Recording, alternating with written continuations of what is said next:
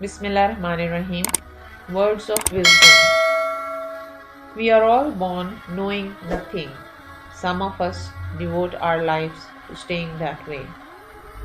हम सब इल्म के बगैर पैदा होते हैं और हम में से कुछ अपनी ज़िंदगी इस बात के लिए वक्फ कर देते हैं कि वो उसी तरह रहें. Real growth is when you start checking and correcting yourself. Instead of blaming others, you take your power back by being responsible for your life. हकीकी तरक्की तब होती है जब आप अपना जायज़ा लेना और अपनी इस्लाह करना शुरू कर देते हैं. दूसरों को इल्ज़ाम देने के बजाय आप अपनी ज़िंदगी का ज़िम्मेदार अपने आप को समझते हैं और इस तरह से आप हकीकी मानों में ताकतवर हो जाते हैं. When you talk, you are only repeating what you already know. But if you listen, you may learn something new. जब आप बोल रहे होते हैं तो आप सिर्फ वही चीज़ें दोहरा रहे होते हैं जो आपको पहले से मालूम हैं. लेकिन अगर आप सुन रहे हैं तो आप शायद कोई नई बात सीख लें. We are born without bringing anything. We die without taking anything. Absolutely nothing. And the sad thing is that in the interval between life and death, we fight for what we did not bring and what we will not take.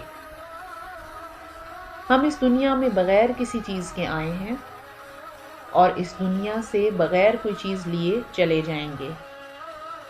लेकिन अफसोसनाक बात यह है कि ज़िंदगी और मौत के इस दरमियानी वक्फे में हम उन चीज़ों के लिए लड़ते हैं जो हम लेकर नहीं आए थे और लेकर नहीं जाएंगे. Self control is strength. Calmness is mastery. You have to get to a point where your mood doesn't shift based on the insignificant actions of someone else. Don't allow others to control the direction of your life. Don't allow your emotions to overpower your intelligence. अपने ऊपर काबू रखना आपकी ताकत है.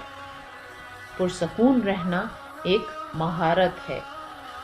हमें उस दर्जे तक पहुंचना है जहां पर हमारे मिजाज दूसरों की किसी भी हरकत की वजह से तब्दील ना हो. दूसरों को अपनी ज़िंदगी का रुख बदलने का मौका न दीजिए. अपने जज्बात को अपनी अकल पर हावी ना होने दीजिए.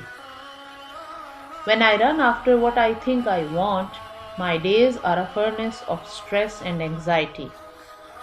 If I sit in my own place of patience, what I need flows to me and without pain. From this I understand that what I want also wants me, is looking for me and attracting me. There is a great secret here for anyone who can grasp it. जब मैं उस चीज़ के पीछे भागता हूँ जो मैं चाहता हूँ तो मेरे दिन मुशक्क़त और अज़ियत की भट्टी बन जाते हैं. और जब मैं सब्र की जगह पर बैठ जाता हूँ तो मेरी ज़रूरत खुद मेरे पास आती है और बग़ैर मुशक्क़त के आती है.